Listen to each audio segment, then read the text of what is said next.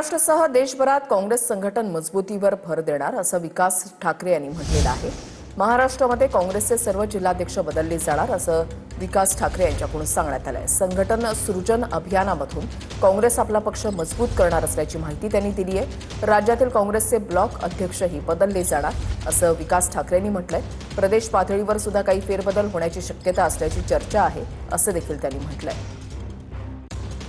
मध्ये संघटन सृजन अभियानाअंतर्गत जिल्हाध्यक्ष बदलवण्याची प्रक्रिया सुरू झालेली आहे आणि मला वाटते की सगळ्या जिल्ह्यांमध्ये ऑब्झर्वर्स येऊन त्या जिल्ह्याची राजकीय परिस्थिती हायकमांडकडे दिलेली आहे आणि येणाऱ्या काही दिवसातच राज्यातल्या प्रत्येक जिल्ह्यामध्ये अध्यक्ष नवा आपल्याला दिसणार आहे।